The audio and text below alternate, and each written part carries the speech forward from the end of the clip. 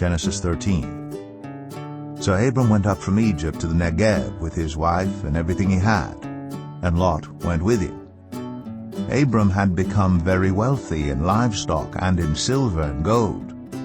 From the Negev he went from place to place until he came to Bethel, to the place between Bethel and Ai, where his tent had been earlier, and where he had first built an altar. There Abram called on the name of the Lord.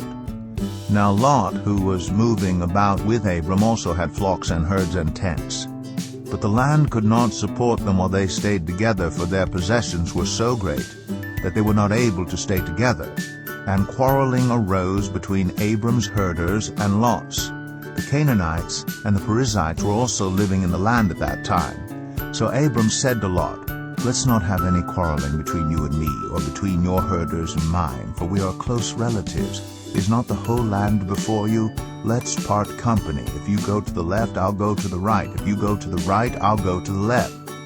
Lot looked around and saw that the whole plain of the Jordan toward Zoar was well watered, like the garden of the Lord, like the land of Egypt.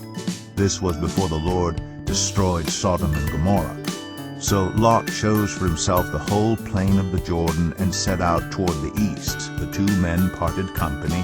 Abram lived in the land of Canaan, while Lot lived among the cities of the plain, and pitched his tents near Sodom. Now the people of Sodom were wicked, and were sinning greatly against the Lord.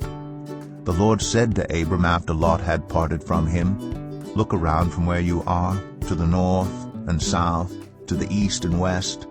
All the land that you see, I will give to you and your offspring forever. I will make your offspring like the dust of the earth, so that if anyone could count the dust, then your offspring could be counted. Go, walk through the length and breadth of the land, for I am giving it to you." So Abram went to live near the great trees of Mamre at Hebron, where he pitched his tents. There he built an altar to the Lord.